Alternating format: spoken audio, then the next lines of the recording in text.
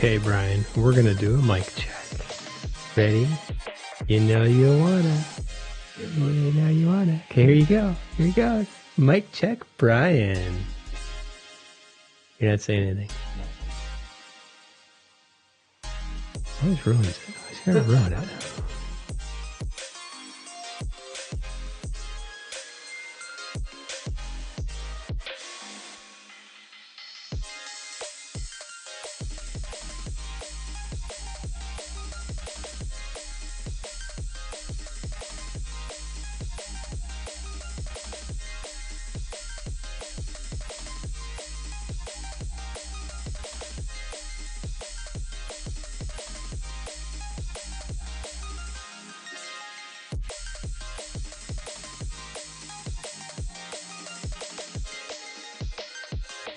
Mic check, take two.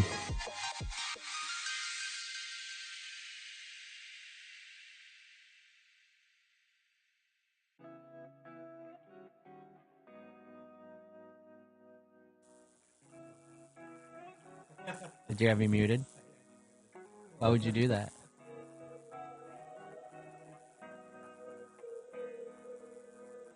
Because people don't want to hear you talk anyways. Over the intro?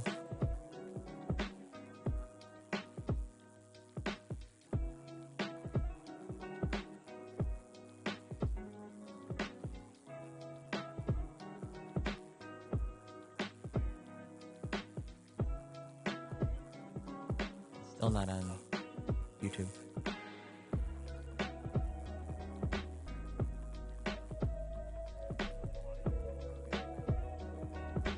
Oh, there it is. This video is restricted. I think it's your network.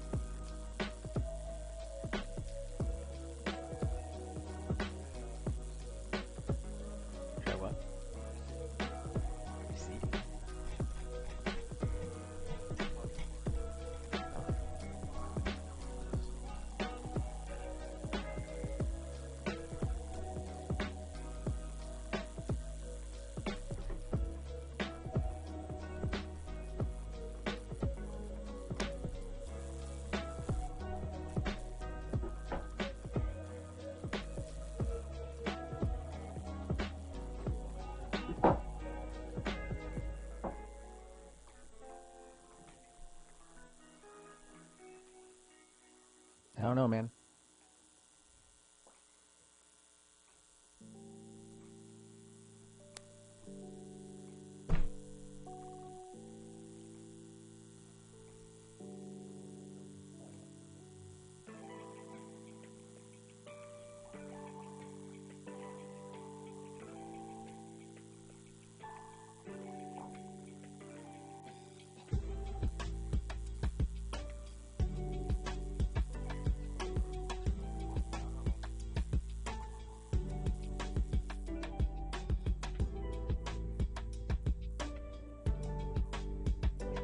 Wait a minute, it sounds better now.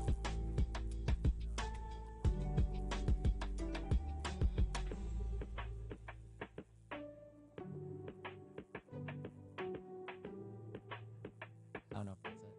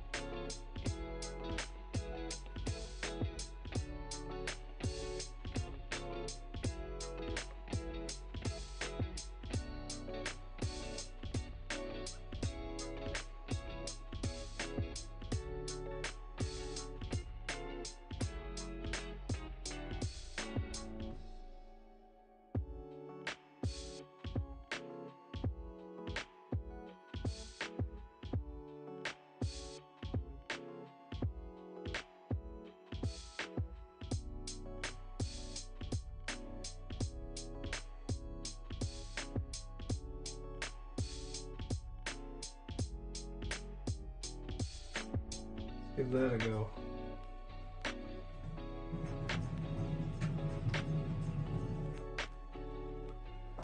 Okay. I'm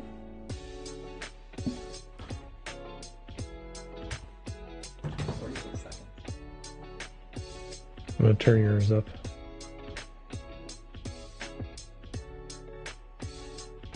Yeah, I think that was it. 3, 2, 1. Yeah, that's better. Full screen. Hello and welcome everybody to a very special stream. We have a special guest today. Tom is back on the stream. I'm gonna turn yours up. With my broth. Having broth today. It's an amazing thing. I'm looking at a camera that's not up there anymore. The camera's down here. He's better. And we are together. Go figure. If we seem a little disorganized, it's because we actually were. We had electrical interference on his mic, so it sounded kind of bad. Hopefully this sounds better. So we're going to check this. If you're tuning in, it's been a while. Welcome back. We are streaming our normal stock pick purchase instead of doing a recording and all the things that are associated with that, which is like hours and hours of editing and trying to figure out what we're going to say and then saying the same thing like 5 or 6 times in a row and then eventually posting. So we're just going to like stream it. And we're doing it live. We're doing it live. So let me close the door here and we'll get started. We have a special guest today. Oh, Tom. Volume. Volume. Volume good? We good? Yeah, volume's good. Good. All right. Let's bring this into view.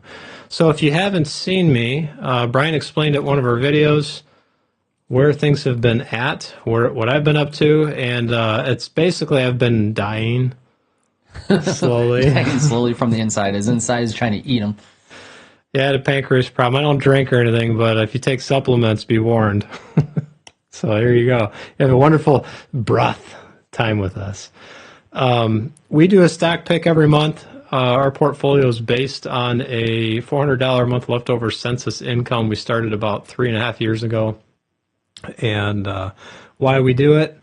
Well, my wife worked with a guy at a bank who did crypto, and he does crypto on social media.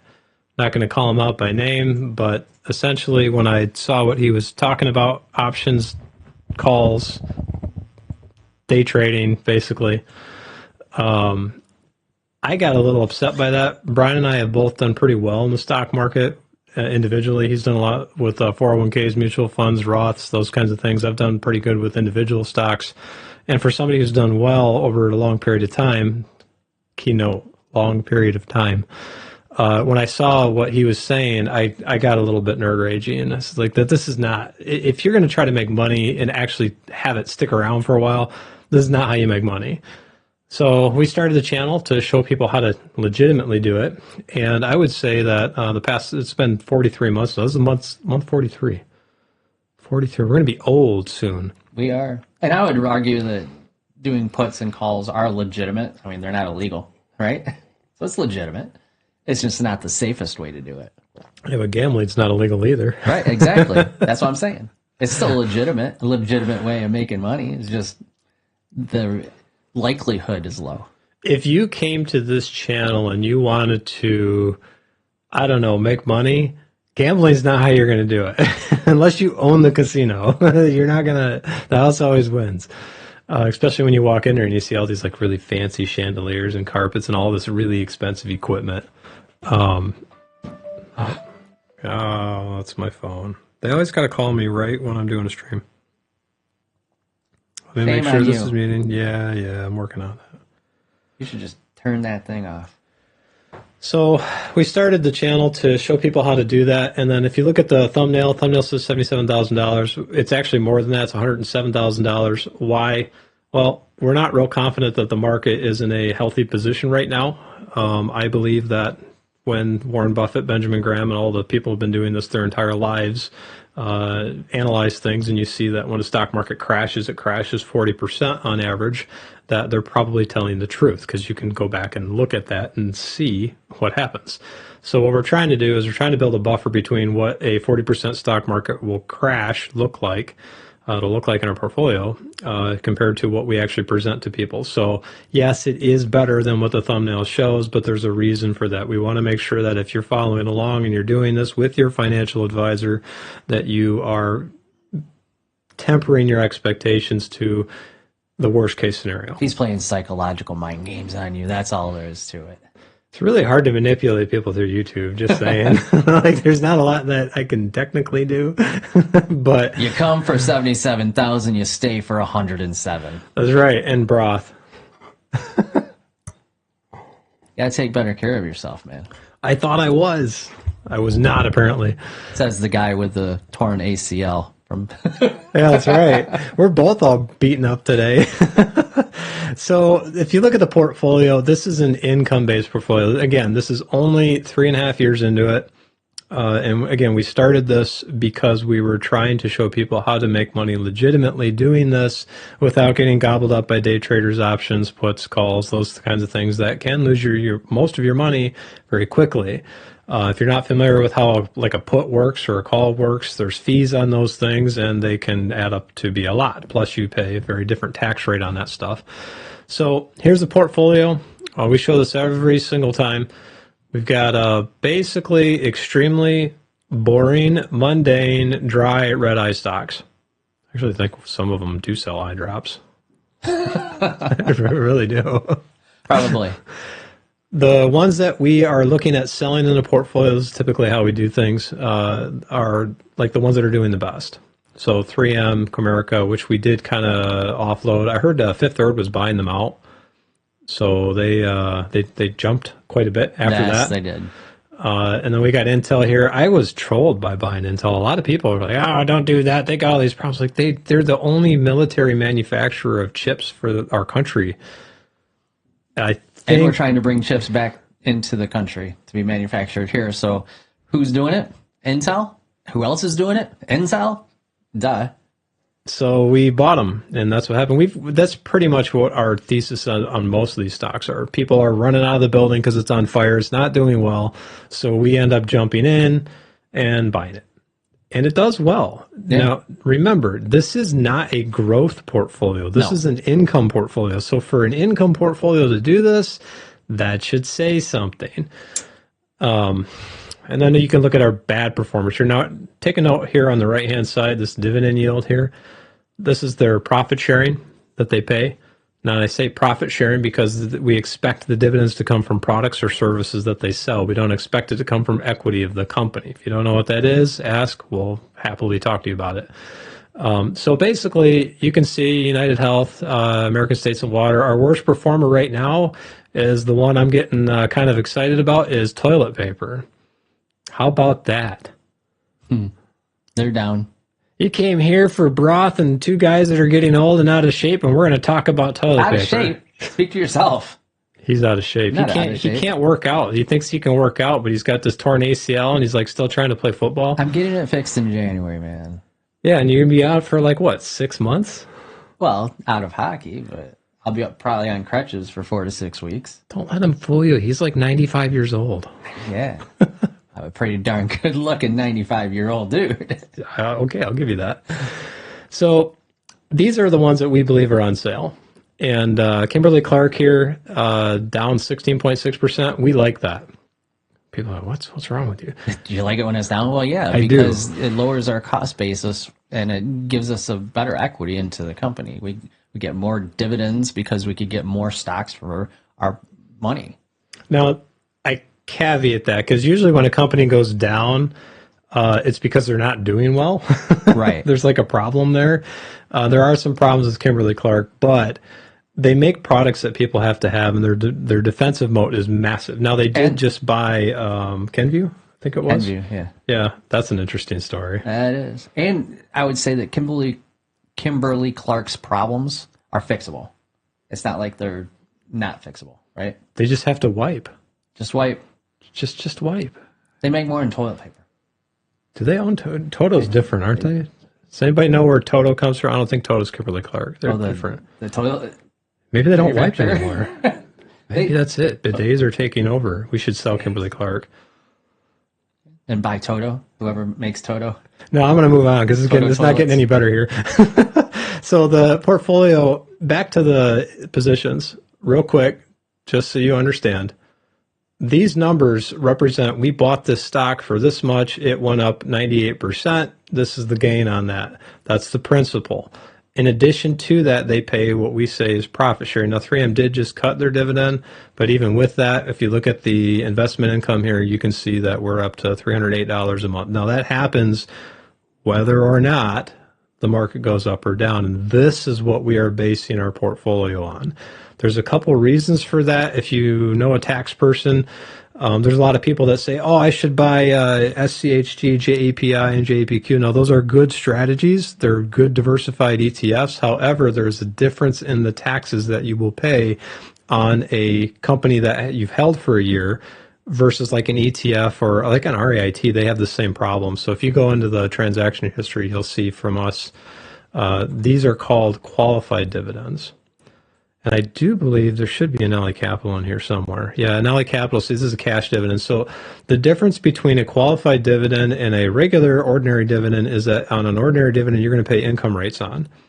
A qualified dividend, you're going to pay capital gain rates on. So if you're wondering why we don't just buy something like JAPQ that pays a 10% dividend, there's risks to that. It's kind of like a business that makes... let's say I'm $100. We made $100 as a company, and they say I'm gonna pay you 60% or 60 of the $100 back in dividends. Well, that doesn't give a lot of money left over to grow the business. Like if you're a company and you only got $40 out of 100 left over, I mean, it's kind of like what I feel like when I pay my tax bills. There's nothing left. But anyways, the qualified dividends are taxed at a lower rate. So when you look at our portfolio, you're going to notice there's a strategy here. Now, if you are not in a super high income bracket, it might not be a bad idea to buy something that pays like an ETF where you have to pay ordinary income on that. If your tax rate's lower, sometimes it makes sense. It's going to be different for everybody. So with us, we do this because I don't like paying lots of taxes. I'm happy that I do pay taxes, but I don't want to pay more than I have to. So that's why we do this. As far as like what we're buying this month, there was a couple things that ran through my mind. How can I get stinking rich? In a short amount of time or a long amount of time? So I thought about shorting NVIDIA stock again. Just do it. No. So I put it into AI, and I don't know if we can pull it up here in the stream, but here, we'll look at this. So NVIDIA accounts for 8% of the S&P. And Brian, you did a stream on this a few days ago, actually. I did. And whenever somebody buys an index fund, you made a really good point that when they buy an index fund, and NVIDIA is going to get caught up in that anyways, because they're part of the index. So the more money that gets filtered into it, that kind of props up businesses like this. Even if the business itself is underlying like way overvalued, there's still things that can make that continue for a very long time. So if you short a position, basically it means here, let's say they're trading right now at $183 a share, and I said, I'm going to short NVIDIA at $165. I was going to do a $10 million short. I thought this was going to be a make me rich moment, right? Well, it doesn't work quite that way. There's basically what you're doing is you're borrowing shares from somebody else who owns them, and you're betting that the share price will go down. So they sell you the shares, you get them, and then you pay the difference when it hits that, if it hits that. Now, like I said about, and you said about the index funds, the natural trajectory of the market is to increase. The Fed's job is to create a modest, not what we have right now, folks, a modest level of inflation. It ain't modest right now, but they're supposed to keep it between 1% and 3%. So naturally, the money is supposed to get devalued, and which means that the prices will be pushed higher. As the prices get pushed higher, cost of goods and services go up, which means your dividend checks go up, and in theory, the book value of a company goes up, so then therefore the stock price should naturally increase, unless they're doing something incredibly stupid. I don't think NVIDIA is doing anything incredibly stupid. obviously they're doing quite well. But like I said in the stream that I did on NVIDIA, go watch that. They make good products. So it's not like the .com bubble where there wasn't a product or a good product, they weren't making revenue. NVIDIA actually does make money. They have profit. Pets.com. Pets.com. That was a bad one. Yeah. And going back to another way to do the put or the short that you want, if you already own the shares that you're going to be you could buy the shares and then do the short on the shares that you own instead of borrowing it from other people. However, that costs a crap load of money because you got to buy the shares. Yeah, and you're leveraged that way against it. Now, there's also a daily fee. So if you're loaning it against it or if you're leveraged, and if it was a $10 million short like I wanted to do, that fee was $3,700 a day. So all the time that you're waiting, think the big short, all the time you're waiting for that stock to go down. You're spending that. You're spending money. You got maintenance fees to keep that thing going. And if you hit the end and it hasn't gone down yet, so if you do a week short, do a short chart. And you get to that week and it hasn't dropped, you got to spend a crap load of money to extend that thing out. And it was a lot. It was. I think the net profit, so if I decided to do this and I magically got this number right, I think it was after 6 months, I was going to give it 6 months. And it said that my net profit, this is a $10 million short, was $319,000. They would take 9.7 million of the whole thing. I was like, oh, okay. Yep. Well, that's not the golden ticket. Unless it drops a lot, Well, it would. You tell it like 160. You tell it what it would drop to. Okay. Otherwise, it would never. Endless. It could be endless. Could be. It probably would be endless because I don't think NVIDIA is going to drop that much. But it could also double or quadruple, and then you got infinite losses. Mm-hmm. Yep. So that's kind of the best case scenario was, I think if it dropped within like a week. Now, what would cause you to do that? Well, most of the chips that are manufactured, NVIDIA and TSMC, they all know this. Qualcomm knows this too. It's all out of Taiwan. If China decides to pull a trigger and create a huge conflict in that area, basically all the chips stop. Yeah, or at least about 80% of them. This is why I think he decided CEO of NVIDIA decided to partner with Intel to say, hey, we need to get this stuff out of the specific area that it's in. Now, there's other, like Qualcomm decided they're going to build some, I think in Phoenix. Yeah. And TSMC, I think, is in Texas too. I might have got those two mixed up, but they're trying to get chips built elsewhere. And also, tariffs are playing, the import fees are playing a part in that. So they want to get partnered here so they're not paying those exorbitant prices. We have a comment. And we can't see it. We can't see it because I don't know how to arrange my windows. Hang on. The bidet. What's? His Razor Core. Only peasants wipe get a bidet. Mm-hmm. Yeah, that's right. We are a finance channel. I have 4 bidets, actually. I'm getting one. In the basement. You? Yep. In the basement? Your wife won't even let you have it on the main floor? We've already replaced all the toilets in the main floors. You could add it to the top of it. We could, but that's stupid. They have like the Homer Simpson episode where like the fountains and stuff, you can get it to do LED colors and all that. And it talks to you in Japanese. That's funny. Yeah. No. Like the little cartoon Naruto characters. I'll get one of the Toto ones, put it down there. Yeah, see? You still use toilet paper, people. It's great. Yeah. I used it when we were in Italy, and it was great. But they have like the faucets. You turn it on. And it's warm water and it shoots. It's the old school bidets. No, I think Toto's separate from Kimberly-Clark. I don't think they're the same. I think they're different. I'll find out. I really do. I think Toto's different. I think they're Japanese. Makes sense. It's not like Alice in the Wonderland. He's going to look it up. Back to the NVIDIA short, what would cause me to sell is if China did decide to invade Taiwan and NVIDIA didn't have their chipsets being produced here in the United States. They're working on it. They're not there yet. But if I was going to short and expect it to be done in a week and make all this money overnight, I would only take home $622,000. Like after all the fees, it does double the profit. But if you look at the long term of things, the stocks will double probably every 5 to 7 years. Our portfolio is looking like it's going to do it every 5 years. That's been my historical average. In fact, if you look at our portfolio performance.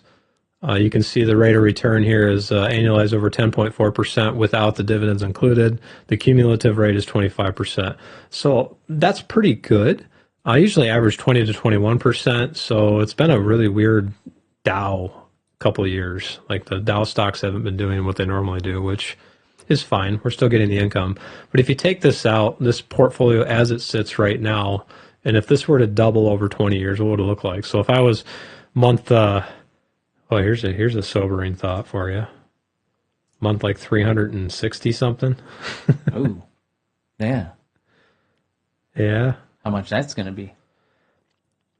So 120 months, you got 10 years, so it'd be month 240, basically. So if we take what we got in here, I'm going to say it's 100,000, 5 years, 200,000, 10 years, 400,000, 15 years, 800,000, 20 years, 1.6 million. And that's if we don't really do anything with it. That's if it just kind of sits there. And that's, if you're in your 20s, you're our age. So think about that. If you can save up the money, put it in there, by the time you're, younger than Brian even, you're going to have the, more than most people. And that's kind of what we're trying to show people, is that this is not, it's not an exciting, super crazy, like you're going to wake up one morning all excited because you feel like you won the lottery and then want to jump off the bridge the very next morning because the stocks went down. You're just not going to care what happens. It's like that old commercial, set it and forget it. The Yeah. history thing, you just, yeah.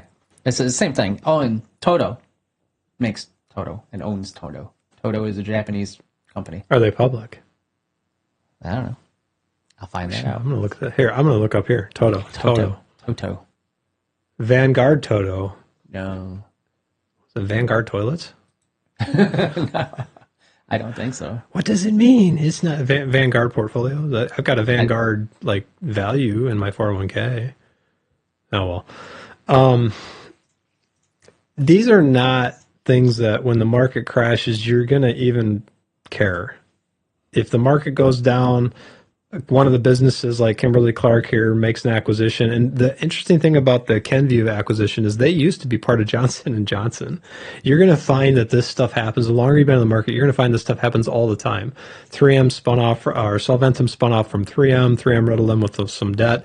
AT&T bought Warner Brothers. Warner Brothers then left with a whole bunch of debt. Now Netflix is getting them. If they could get through Congress. You think the Congress is going to get involved? Yeah, they are. Really? Yeah. I did not hear that. As for antitrust. But aren't there other streaming services? Why is that There are other streaming services, but this would by far be one of the biggest. Like Netflix already is one of the biggest, but getting Warner Brothers with HBO Max streaming as well with that. I thought Hulu had HBO on it. Mm-mm. It does, but it doesn't own it. It's just subsidized. So they would lose HBO on Disney Plus. Possibly. Yeah. Oh, okay. But they, yeah, that's the only way Disney Plus will get it is through Hulu, and Hulu doesn't have all of HBO. They only have certain franchise stuff. What else is there? I mean, there's Tubi, there's Peacock TV, there's a few things. Yeah. I mean, I don't see that as a antitrust issue. Do you guys think that that would create a monopoly with Netflix? You got Prime Video, you got Disney Plus, you got Netflix, Apple TV, you got Tubi. Hulu, and as part of that, Tubi, Redbox, of course HBO Max or HBO now, Stars, Showtime, Paramount Plus. I don't see how that creates an antitrust thing. I just think it's somebody's butt hurt because their stock's going down. No, I don't think it's a stock thing because there's a lot of directors getting involved too. Really? And Hollywood trying to figure out, okay, if you take HBO Plus and Warner Brothers and all the movies that they make, put it on Netflix, are you going to then take those and put them in the theaters again? Or are you just going to stream it on your platform? That's why they're doing it. Yeah. Do you think I would assume the union would be involved with that too? Yeah, the actors or the screenwriters guild. If I was them, I'd be a little bit more concerned about the AI acting.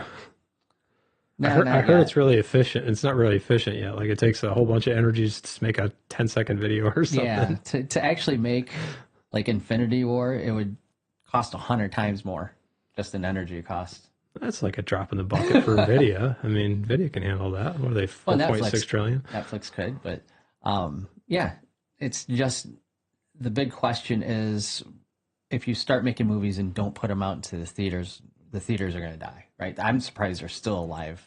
Anyway. I was just going to say that. Like, who goes to the theater anymore? The theater's definitely going to die, and how that's going to look. And what is, Netflix monthly bill going to, are they going to bundle it all together and make this huge conglomerate? It's all like consolidating back into Comcast and it's going back to the same thing too. to just the way it was after they just start buying each other up. But yeah, it's really going to, I think it's going to pass. I think it'll go, but that's what we were talking about before we kind of rabbit trail. The good rabbit trail, though, is these businesses will buy and sell or get rid of debt. They'll do acquisitions all the time. And it usually happens to very large, well-established companies. In NVIDIA's case, I would expect to see that they're going to start increasing their dividends because when you make up 8% of the entire index by yourself, it's Warren Buffett actually talked about this. He says they're a casualty or a victim of their own size. When you become a large enterprise like that, demographics play a part, and there's really not very many other places to go. So sustainability of that becomes an issue. So a lot of times you'll see businesses do spinoffs. They'll make just tons of acquisitions. I see NVIDIA making a bunch of acquisitions. They'll gobble up markets. But then at that point, you're now dealing with the other 500-pound gorillas in the room that are also doing the same thing. You wouldn't believe when we started advertising on my company this summer, I was getting buyouts for the business offers. I think I told you about some of them, but it was like twice a day. Yeah. It's like, hey, we see you're a small little IT company out there. It's like, well, yeah, tiny. Well, just think of, Apple and all them on that scale, on the $100 billion scale instead of the $2, $3, $5 million scale, Yeah. It's just incredible. And really in that space, if we're just talking Netflix, we got Netflix, Apple, Amazon. Dividend dudes. And dividend dudes. Yeah, as really the big players in that space. And those three, maybe it's probably one more that will just start buying up everything. I mean, you got Comcast and Charter, but they don't really. They started investing all that. Do you think they're going to go back to Time Warner or just stick to Warner Brothers? It'll stick to Warner Brothers. No longer Time Warner? Well, there's no more time. That's right. Time's not a thing anymore. Well, if it's going to go back to the way it was. I mean, there's Time Magazine still, but...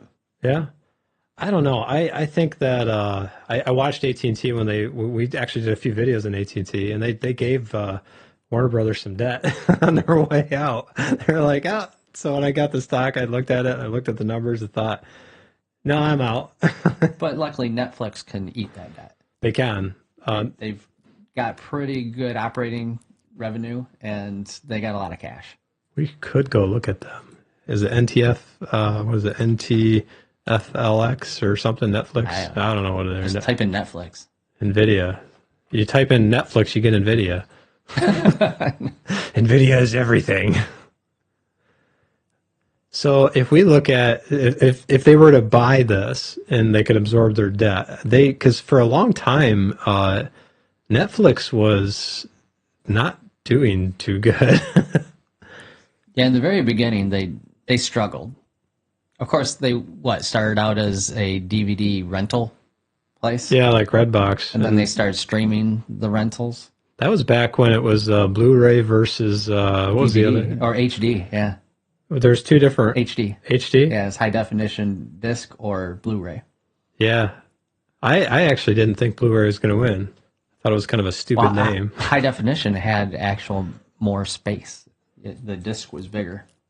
So I know you guys, the numbers are boring, but I like numbers. I'm a numbers guy. We're going to lose everybody. Don't go off yet. Don't go off. We'll stay here. It's just numbers. We'll make it fun. Very quickly.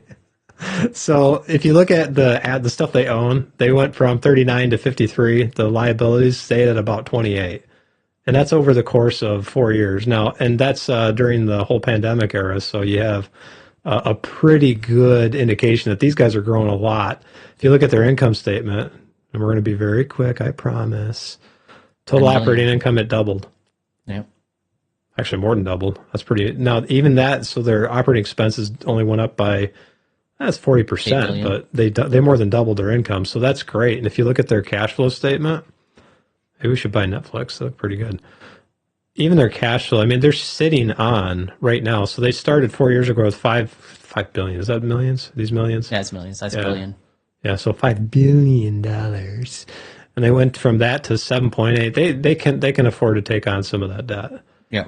AT&T's problem is they had debt for a long time because AT&T has the infrastructure problem. They have miles and miles and miles and miles of copper, and they're trying to replace that with fiber. And I mean, for a streaming company, you still have overhead. I mean, you've got sets, you've got equipment, you've got software, you've got facilities to actually do the thing, but employees. You're not.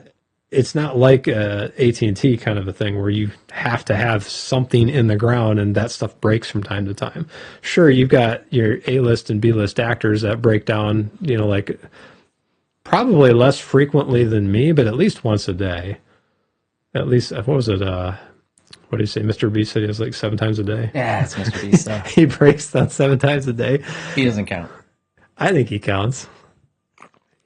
Would he even be in it? What kind of movie? If he was Mr. Beast, what kind of movie would he want to be in? A reality movie. Well, he's already in those. Maybe that's the point, is he's already doing that stuff. I should just sit down and shut up, probably. Netflix actually doesn't look that bad. So they can take Time Warner, no problem. I'm going to say Time Warner or Warner Brothers, whatever you want to call it. Yeah. What does Warner Brothers and Discovery Plus? So they have HBO. What else do they have that would be well known? Discovery. Not like My Little Pony or anything? Well, it's just all of the HBO and Warner Brothers stuff. Because Disney bought Marvel. Brian's going to go look it up. We're going to find out what their... Because I want to know what this antitrust thing is like. Is it more of a... Just because they have too many things? Like they have too much? Yeah, that would give them too big of a market share. I mean, I know they got like the Wile E. Coyote and stuff, but I thought that was... So Warner Brothers owns Casablanca, The Matrix, Citizen Kane, Wizard of Oz, The Big Bang Theory, Friends, Sopranos, Game of Thrones, which HBO. Oh yeah. The Last of Us, Succession, The White Lotus, The Last of Us, which are the HBO shows, Harry Potter universe, DC universe, Lord of the Rings universe. Okay. Or Wizard of Oz universe. So there's a lot, and a lot of that is mainly HBO. I didn't realize how much of the nerd market they had cornered. Yeah, HBO does a lot. I mean, they make a lot of shows I watch. But just think if we could get a good DC movie and franchise, kind of like Marvel did. Yeah. And I guess going into some nerd rage here, Gunn is trying to do that, but I don't know if he's the guy to do it. So the antithesis argument to the Warner Brothers situation with Netflix would be Disney, right? Because Disney's technically, in this space, a competitor. Yeah, Disney and Amazon. Well, they've not had a good 5 years. We've been looking at Disney off and on for the past, I don't know, the whole time we've had the channel. Like, do we buy him now? No, we don't buy him now. Should we buy him now? And it's never quite the time.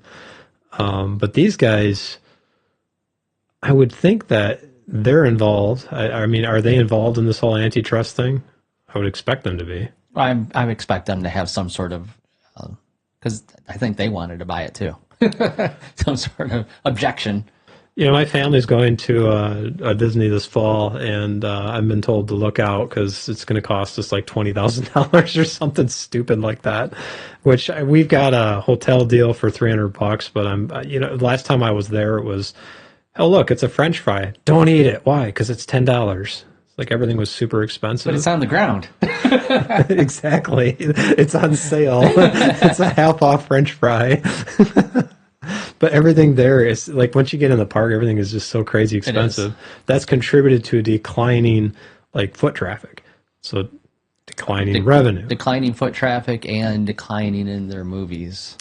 So you can see that here. I did like, we talked about this before, like I did like The Mandalorian. I thought that one was pretty good. That third season was not so great. No, they were reaching, but most series, once you get to the third and fourth season, unless it's like Game of Thrones where they actually have a really good story that can continue, then until the eighth season, they piddle out. And final season. Yeah, I didn't see it, so don't give me a. It was really dark, and I don't mean like, gloomy and stuff. It was just you couldn't see anything because it was nighttime all the time. It was black. He's lying. You got to turn the contrast up in your TV to see what's going on. It's his old man eyes. He just doesn't know. No, a lot of people said it.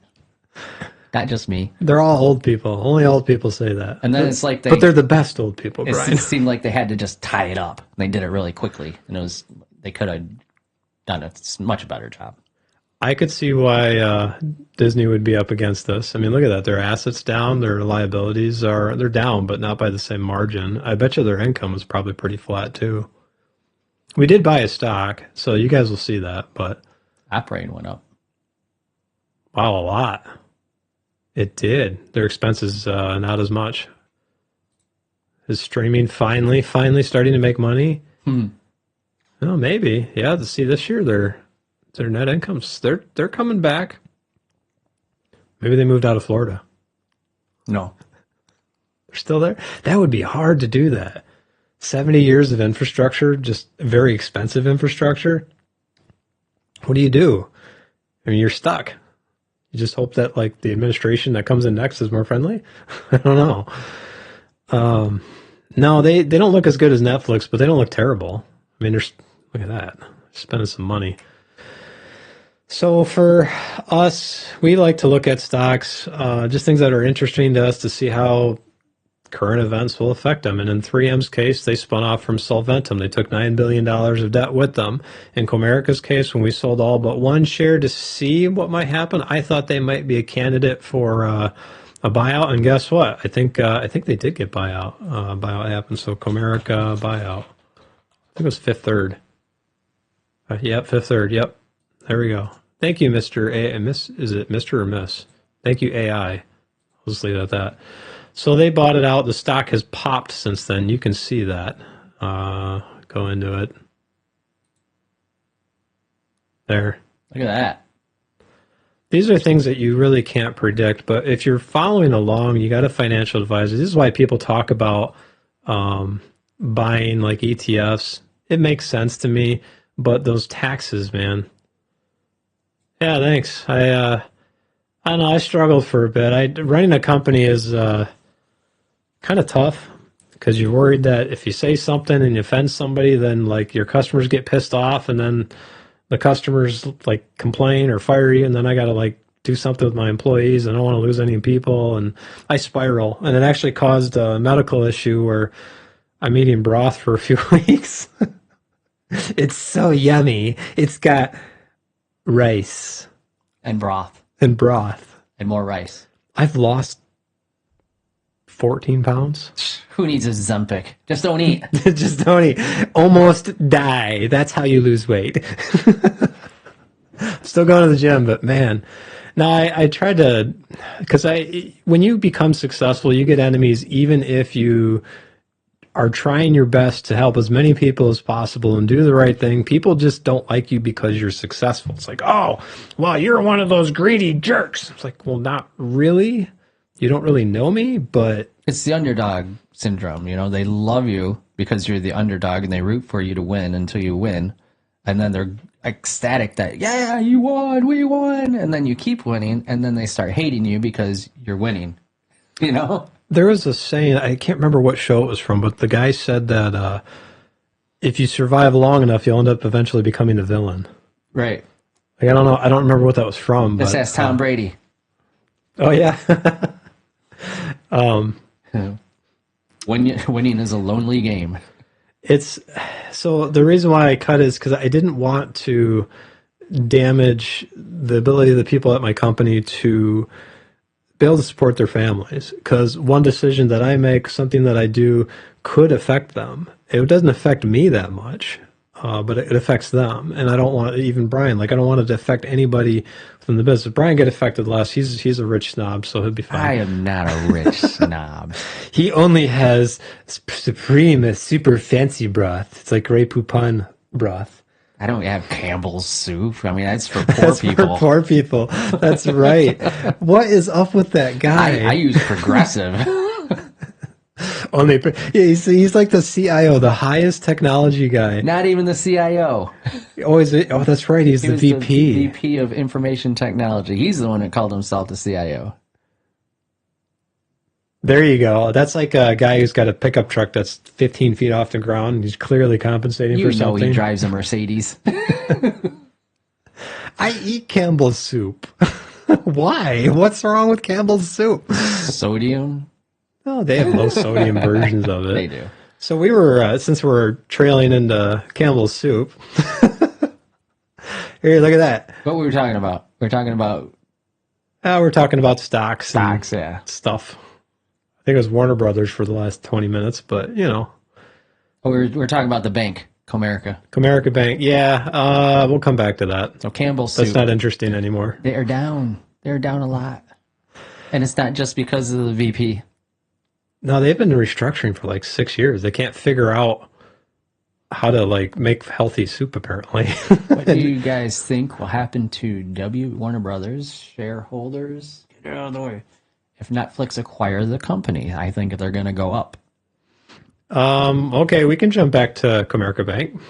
That's not Comerica, that's Warner Brothers. Right, but so. Oh, what happened with the Fifth Third rumors? Yeah, so this is parallel. Kind of a parallel argument. I'm going to use some metaphors and super complicated tech terms and explain it in a very fascinating, complicated way. Analogies. Yeah, that. Yeah. I've been watching Stranger Things. That was the whole thing. I want to see that. Analogies. I can't. I got young kids. They get terrified. I have nightmares. I never get any sleep again. People are greedy, and when they find out something like that could be positive, the stock jumps. Yep. Everybody thinks, oh my God, they're getting bought out by a bigger bank. Positive, go. And I want to get in. Fear of missing out, you know?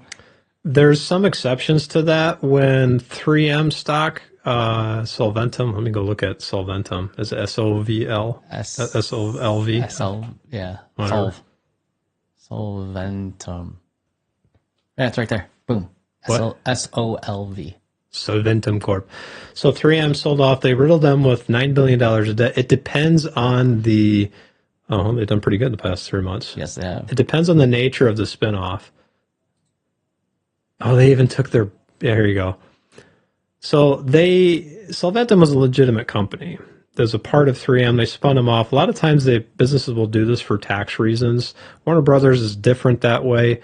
But if you look at these guys, 3M gave $9 billion of debt, and which made 3M do really well. Solventum has been pretty flat. They went from about 69 to right now they're doing quite well. But if you can go back 3 months, they were basically trading completely sideways for a year and a half. Now they're doing okay. I'm sure there's some news around that. We haven't followed Solventum, but most of the time when you see spinoffs and acquisitions, the company buying the spinoff, like here's another one. We can. Netflix goes down, Warner Brothers goes up. Yeah, yep. Like Kimberly-Clark, they just decided to buy Kenvue. In fact, let's go look at this. Kenvue, KMB Financials. Let's see what AI has to say. Yeah, so they're going to be buying, this is related to Warner Brothers, they're going to be buying Kenvue. Kenvue used to be part of Johnson & Johnson. When Johnson & Johnson spun them out, you saw them like get rid of some undesirable things. So when they gave me shares of Kenvue, I just sold them. And if you looked at that stock, in fact, we can go look at them in a minute here. Actually, right now, let's do it right now. Kenvue Inc. That's a very good indication. This is typically what happens.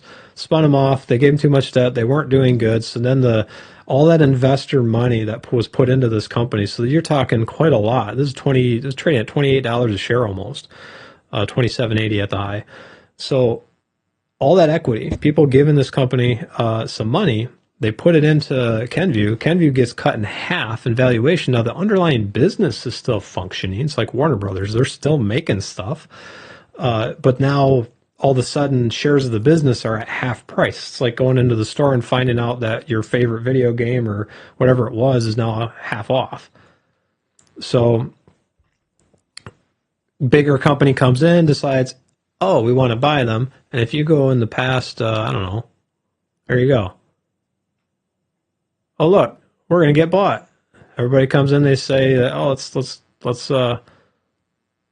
jump the stock price up a little bit. So typically, like what Brian said, is company buying it goes down because they got to riddle themselves with liabilities and debt to make the acquisition, so their finances go lower, which typically drives the stock lower. If they're the acquisition-e company, like they're the ones getting bought out. Is that even a word, acquisition-e? Where's going to say it is? That's a new word. Welcome to Finance with Tom and Brian. Where he makes up words and mispronounces them. That's right, and eats broth.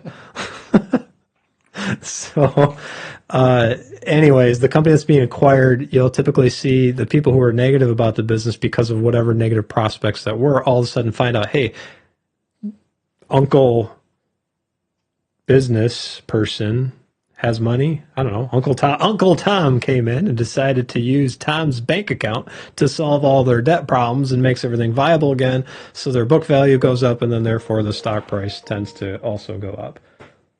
I am on Do Not Disturb, and yet it is still ringing me. I blame you. Yep. Tom's technology. That's another good thing. No, so I would expect that, and that's kind of why we held on to Comerica, because I wanted to see if that would happen with them, and it did with Fifth Third. And you can see that same thing here. So if you have Warner Brothers stock, when we sold it, when AT&T did the spinoff, this is probably pretty good for you. In fact, here you go. Is this Comerica? Yeah, Comerica. Say, hey, we're going to get bought out. Oh, look, Fifth Third's much bigger bank, can solve their declining revenues. And now they're just going up and up and up and up because the underlying business outside of their finances is still viable. You gobble that up and become more efficient. Now, here's the problem is when you get a bigger company that gobbles up a smaller one, any culture that was at the smaller business is pretty much obliterated. It gets decimated. It's kind of like when the British came over to America, the indigenous people were obliterated, right? Yep. It's just kind of the same deal. A bigger bank takes the lower bank. You got a lot of synergy now. A lot of synergies. Use the corporate word. A lot of synergies now. You got a lot of competing positions. Redundancies. There you go. You got a lot of redundancies. So generally, the smaller company gets a lot of layoffs. He's got to say that again. Let's say that again. A little bit more redundant. Redundancies. So, go backwards. Generally, when the bigger company takes over the little company, there's a lot of redundancies between the two, and that equals a lot of job loss for the smaller company because they don't need everybody to do everything. We have one of our customers in IT has got that. The big company comes in, or larger company comes in, acquires a smaller business that I guess the owner was just getting tired. He's a good guy. I knew him. He decided, I can't do this anymore. He's old. So he sells his business, and people that have been there for 20, 30 years, I mean, they had 40 some odd employees. Now they're down to like 18. And eventually there won't be that smaller company anymore and just get absorbed into the bigger company. They'll split it off, the parts that they need, and throw away what they don't. And that's exactly what's happening. In fact, 2 weeks ago, actually not even 2 weeks ago, it was a week and a half ago, found out that they're closing the main facility. And they're going to just take all the servers and all the equipment and move it to the other bigger location, which is, I mean, some of that equipment is just huge. It's going to be hard for it to move, but they're just packing it all up and moving. Right. Which is weird to me because the main building is actually owned. They're moving it to a building that's not owned, it's leased. It's like this guy, the company that's coming in and doing the acquisition. Now, here's a warning when you see these acquisitions. He's just only cares about the bottom line, only cares about the numbers. So when you talk about an acquisition happening and the company culture getting obliterated, be careful with what happens to the people who built that business, that made that money, and the employees that are there, and the customers. Yeah. Sometimes, like our bank was bought out. This stuff happens all the time. and the bigger bank comes in, and I was a little bit worried, but they kept all their people. It's been a pretty good sign. I guess their benefits are better, and they're treating their people. So you had sometimes acquisitions can be bad, but also sometimes you can find a company that comes and does things responsibly. Right. I'm a movie guy, so I kind of equate this to movies.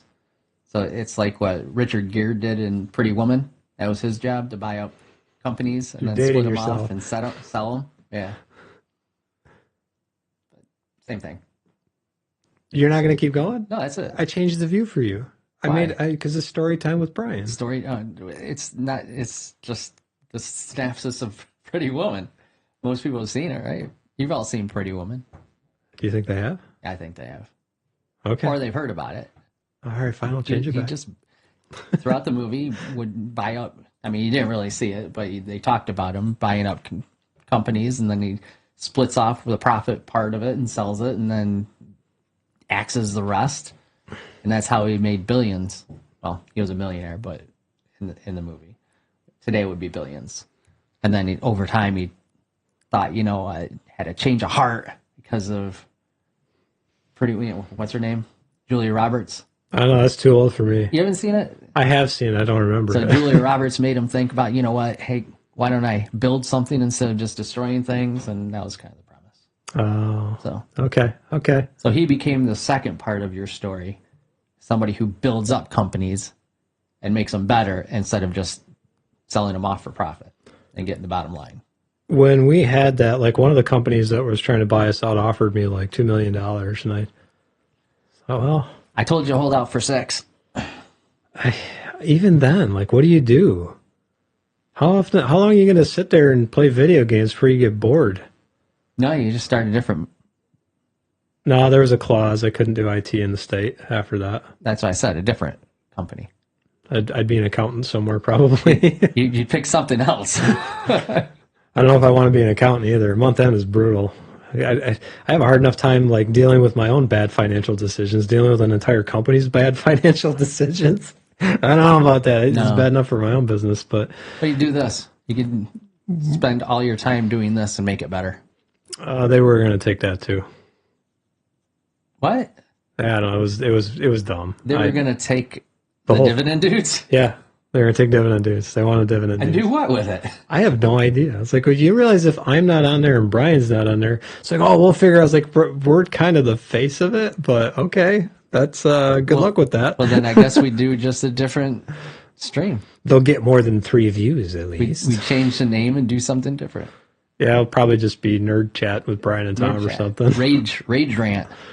So this month, with all of that said, these are the things that are going on in the market that we're kind of paying attention to. We ended up buying a couple things because I think it's... Oh, yeah, we did. Yeah, so look at all these dividends. Look at that. Look at all these dividends. So everybody knows about United Health. We bought Rumble with dividend checks. And then again, this month, we did buy Campbell's Soup. Now, I tend to jump the gun because I get like super excited, kind of like a kid. You pick them up, his feet still run. They're still running. Campbell's Soup, when the guy made the announcement, I thought that was stupid. These guys make rations. They make food that's like it's got longevity to it. You can keep it in your pantry for months and months and months. And I believe the company's a pretty good company. Plus, they make goldfish. How can you criticize goldfish? If you're a parent, you know what I'm talking about. Any parent with young children know exactly what I'm talking about. So we bought Campbell's Soup on a cost basis. I'll show you that in a minute. We also bought American States and Water Corporation. Looks like they had shed some of their debt. Things were turning around a little bit. There's still some struggles there. So another cost basis, and we actually bought more Rumble again. So what we're trying to do, if you go into the positions of the portfolio, you can see cost basis, sort everything here. And there are many ways things can go, but I like the reassurance. What's your opinion on Amazon stock? Run away. Any of the Mag 7 stocks? You got a second opinion? If you own it, keep it. We defer to your financial advisor. No, I would say depends on when you bought it. If you bought them like last month, probably not the best time to buy them. Is Amazon going to go away? No. Oh, hell no. No, they're like, they own everything now. but we like a beat up stock, so we want to see Amazon get down to their valuation. That's a very short way of saying not yet. Not yet. They might not ever go down. They might just keep going up. Who knows? But my biggest problem with the Mag 7 stocks is they've accounted for more than, like, I think at one point it was 70% of the market gains. And these are just like AI companies, and they're very isolated. Amazon and Microsoft are not isolated. Microsoft, in its own right, because they're one of the Magnificent Seven, and Google too, they've got pretty much a monopoly on a corner in their market. If you're in the government and you're not using Microsoft products, you're probably not in the government. They've got, I mean, what else are you going to use? Well, I can use Linux. No, not if you're going to be compliant. Like, you can't do that. So, anyways, Amazon's not going anywhere, but the problem I have is there's just so much, there's so many fear of missing out people, so much FOMO there, right? And so many people that are just like, oh, I got to buy this, and they don't understand like how to balance a checkbook. They can't go into the finances of a stock. They can't look at it and understand what they're actually looking at. They don't know what assets are. They don't know what liabilities are. They don't know how a share even works, and they just say, oh, well, this guy bought an Amazon stock, so I'm going to buy Amazon stock. And that's not how it's supposed to work. It works that way. And honestly, I think that changed. I'm going to try this again. That changed probably, I want to say around the time Scottrade went away. So mid-2000s, when you could start trading stocks online. Because before mid-2000s and before that, you had to deal and work through a broker. Right. Because you had to have a seat on the stock exchange in order to trade stocks. Yeah, they had to make a phone call, right. And that's how I did it. I mean, I had to go through Robert, and it was R.W. Baird was one of them. I don't work with them anymore, but they had a company called Peninsula Securities. He's the guy who helped mentor me. So anytime I wanted to make a boneheaded stock move, he'd be like, "Why are you doing that?" Right. I was like, "What are you doing? Don't do that." But now you can go on Robinhood and buy whatever you want. I'd say Robinhood was the first. Yeah. To do that. They brought it to everybody. I mean, even look at our own portfolio. You go to the Schwab account, you can just go on there and put $500 in for deposit money, and then you got, like, you can buy anything you want. And the stock market has never been the same since. No, it hasn't. Like, all the valuations you would expect are just completely different. Yep. If you even look at our cumulative rate of return is 25%, that's really good. Yep. That's incredibly good. If you read books like Intelligent Investor, they say expect 6%, 8% if you're lucky. We're past that. I've been past that for many years. Yeah, and keep in mind that book hasn't been updated since like 2004, so it's a little outdated, but its principles still hold true. And I would say two things that really changed the market is one, Robinhood, the ability for the average investor to invest in the stock market without having to go through a broker, and two, fractional shares, being able to buy just one millionth of, I don't know. Berkshire Hathaway is $30,000 a share. Yeah, I don't know what it was. See, Berkshire had that. He, Warren Buffett said he never will split his stock or make it, because he wants people who are really invested in their company and their stock to buy it. They don't want just average Joes to buy and sell, buy and sell, buy and sell. He wants people to buy and hold. That was smart. So he had, it's Berkshire Hathaway was like $300,000. So they're never going to do that. He got screwed with the fractional shares where you could buy $1 now. No, and still own his company. So that's the other thing I think was the transformative policy for the stock market. The other thing he does, I'm going to scroll just for a minute, that I think is really cool is they do share buybacks. So in other words, you can increase the value of your business without actually having to pay any taxes on that. And that's kind of during his lifetime, that became something that you could do, and he just does that. So you make your money, but you don't have to actually report it because you still own the shares, you haven't sold anything. So value goes up, it's unrealized, but you still made money. And your earnings per share goes up. Yep. So it's, I lost my train of thought. I was completely, old man moment. Old man. No, I think, the Mag 7 stocks are... Treat them all the same. You have to be really skeptical, especially because it's not just the fact that you can buy fractional shares or that you don't have to go through a broker anymore. It's now that you've got, and this is, again, why our channel exists. Buy the mug. Buy the bottle. Brian wants to make his 20 cents. No, we actually make like $13 per bottle. No, we don't. Yeah, we do. What? Yeah. Are too expensive. You change that price. Beat that price down. Give you discounts. No, the it's that social media is the problem. Social media now, you can be any Tom, Dick, or Harry and go out there and just say, "Oh, I know stocks. I'm going to talk about crypto all day," and sound convincing doing it. Yeah, because you can be a passionate idiot, but you're still an idiot. You know, like all the buzzwords. If you know all the buzzwords and you could put them into a sentence that sounds relatively true, there you go. You're an analyst now. So.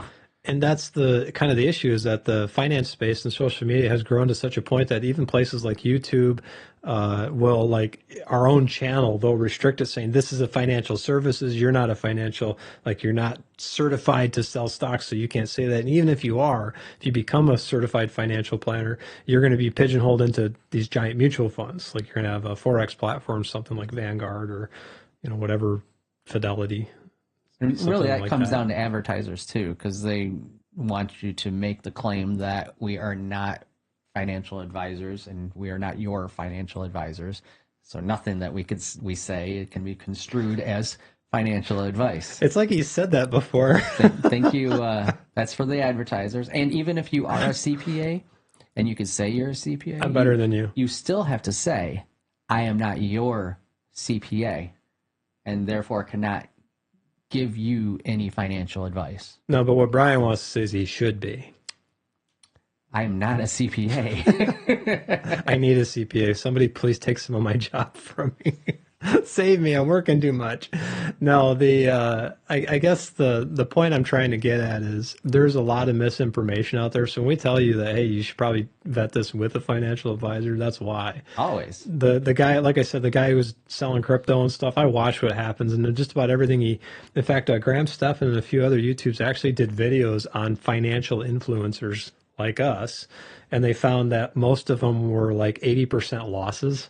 Yeah. It was ridiculous. Like they lost so much money talking. Stockmo was on the list. There's quite a few of them that like they covered, and I thought, yep, that's about why we do what we do.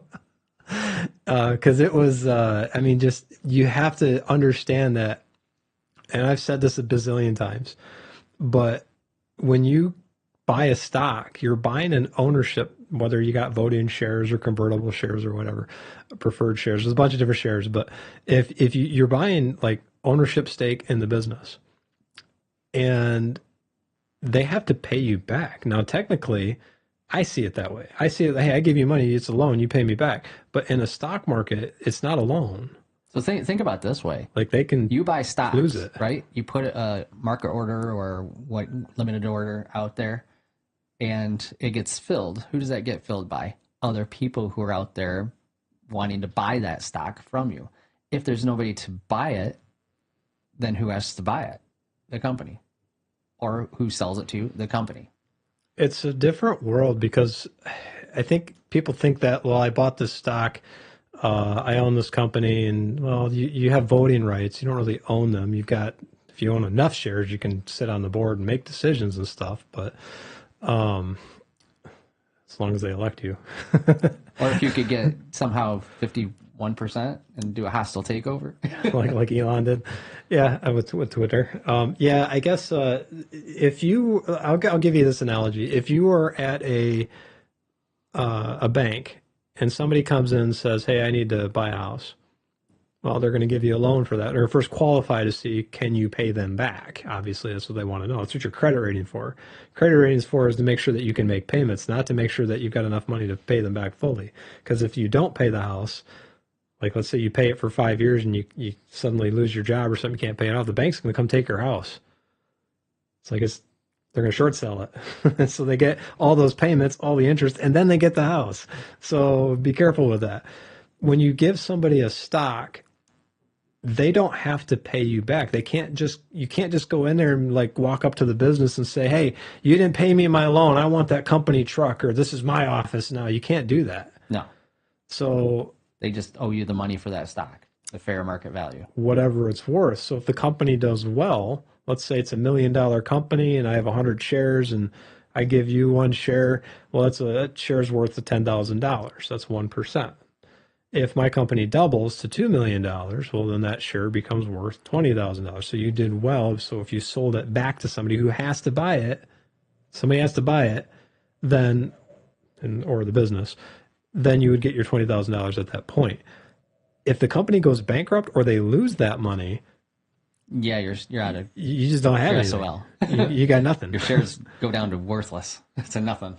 That's the difference between that and like a bank loan. So when you look at social media space, and this is a very roundabout way of explaining it, but when you look at social media space and buying stocks and you're looking at like the Magnificent Sevens, you have to be careful because the fear of missing out and market euphoria is real.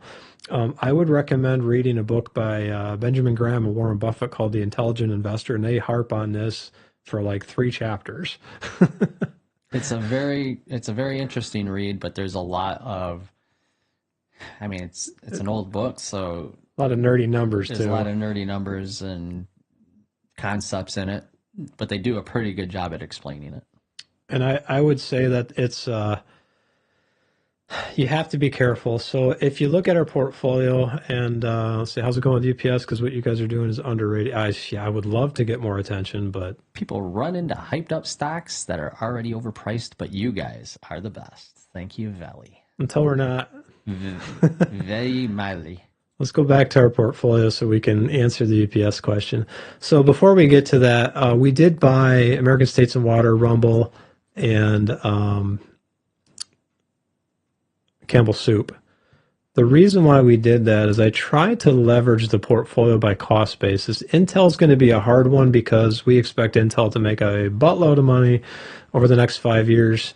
And as they keep going up, that's going to weight the portfolio very heavily. And I don't like to go over 10% in any one position. So like we said months ago, that's going to be interesting. And it's still interesting. Mm-hmm. Trying to weigh that out. I have a lot of stocks in my personal portfolio that have that problem. I'll buy it. I'll put $40,000 into something. It goes up to $100,000. And then what do? Well, if you're me, you buy things. Although Brian won't let me buy stuff with his portfolio, so I have to keep it in there, and so that's why it's interesting. Okay, what do I do with this? Well, eventually we sell the profit, and then we'll take that and put it into something else that we see that is worthy of our money.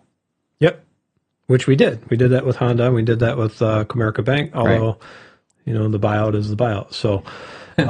When you look at the stocks that we're trying to buy, so what we'll try to do is, because we know the company's fundamentals are underlying good, and for the most part, the underlying business should be okay.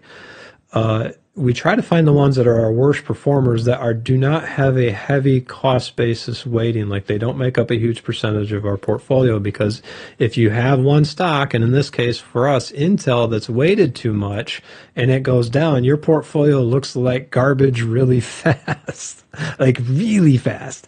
Now, there's macroeconomics and big things that can affect that, which you have no control of, but that's why we have a dividend income portfolio to counteract that.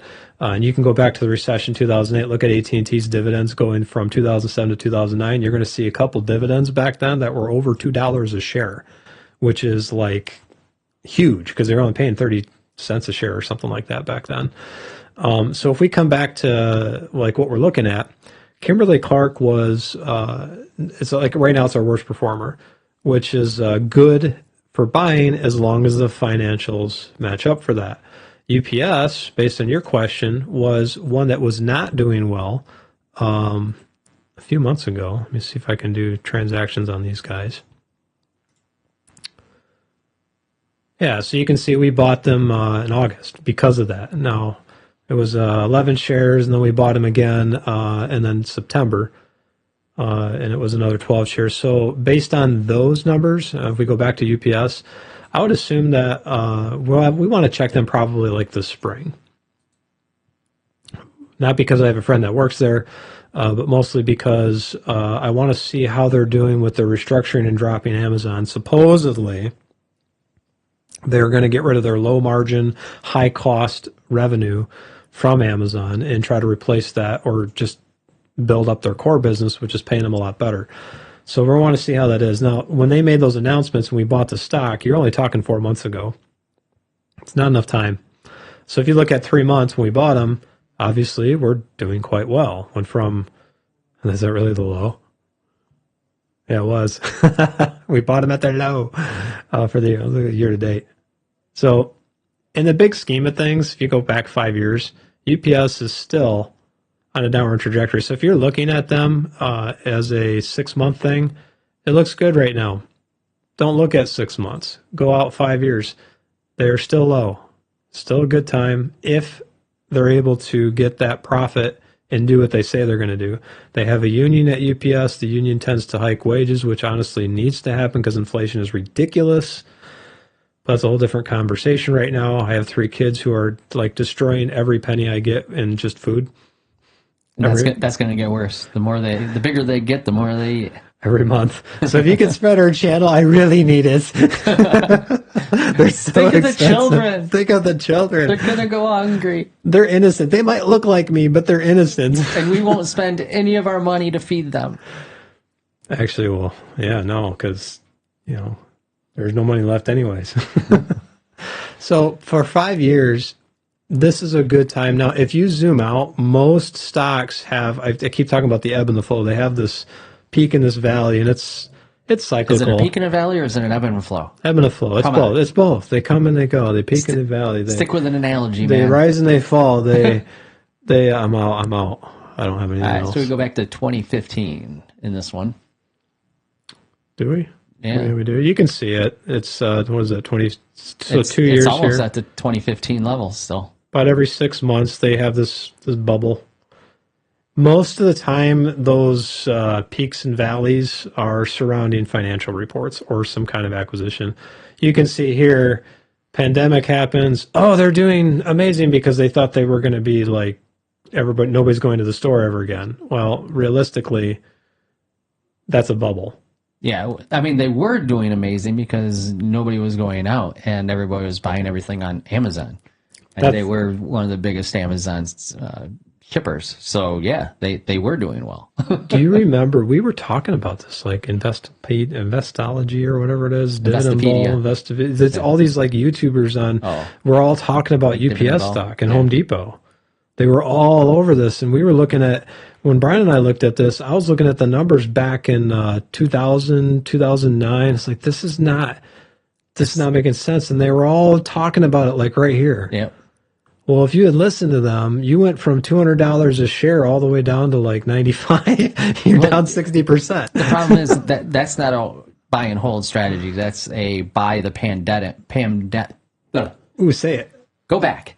Buy the pandemic stocks. Put that in a blooper reel. And that's really what they're doing. This is Home Depot and Lowe's or pandemic stocks because everybody, they got their bonuses from the stimulus checks from the government.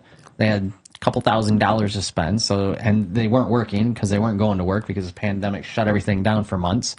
So what were they doing? They're doing the home remodeling that they put off for so long because they didn't have the time, but now they do. So, man, look at Home Depot. Yeah. So when I was, they're still up though. Negative. I wasn't even born yet, but I should have told myself in the womb to buy Home Depot back in 1982. Look at that split. I was 9. Goes up. You were 9? I was 9. Old fart. All right, so let's go. I should have bought it when I was 9. Should have go back in time. Buy Nvidia, you idiot. No, I probably would have bought Builder Square. Builder Square. You don't remember Builder Square? I do remember Builder Square. Yeah, because it was Home Depot, Lowe's, and Builder Square for a while. And then Builder Square went out, and then Menards became a thing. Got that good, better, and best. I remember that. Builder Square. How do you decide what's best? It's always changing that. Home Depot is... so this is more of a natural trajectory.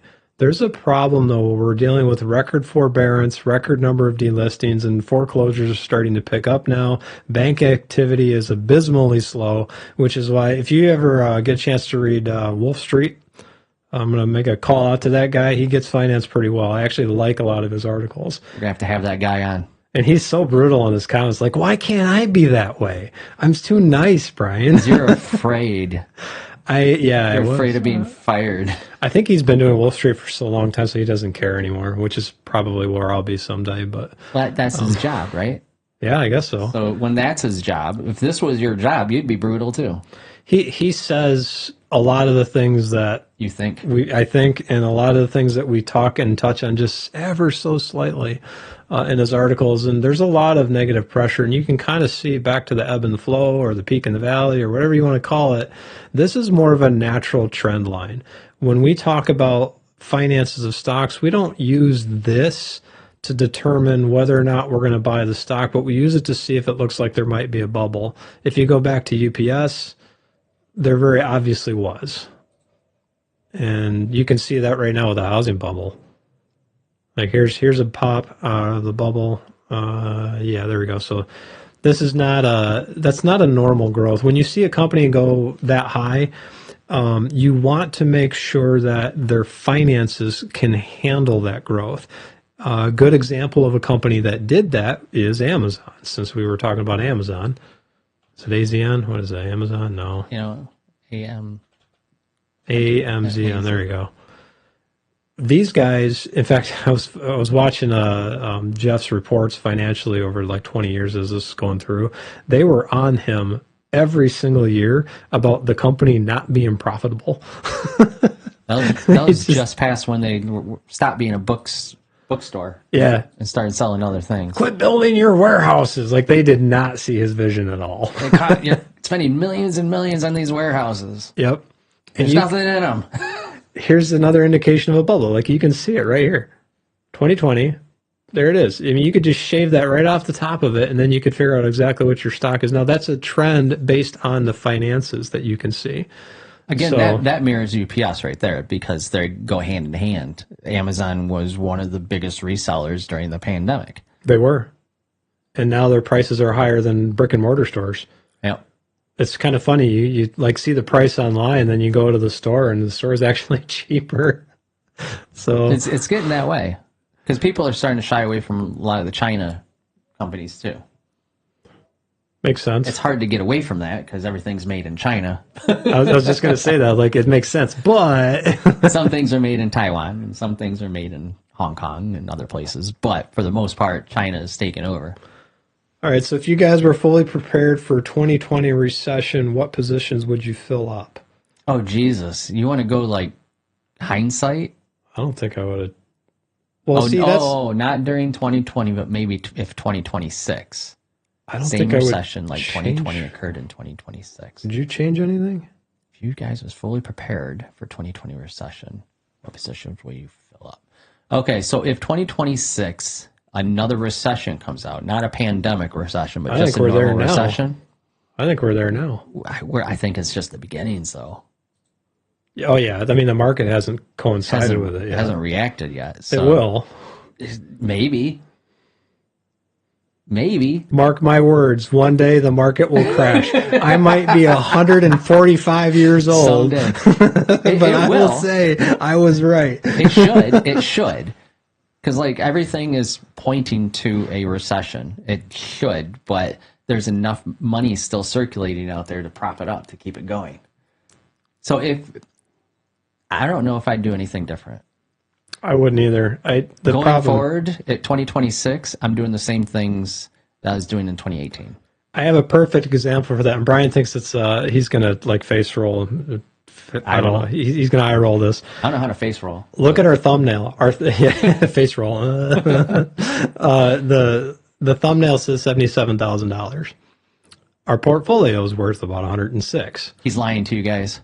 So when you click on the thumbnail and you're like, oh, well, why is that like that? On average, the stock market will crash about 40%.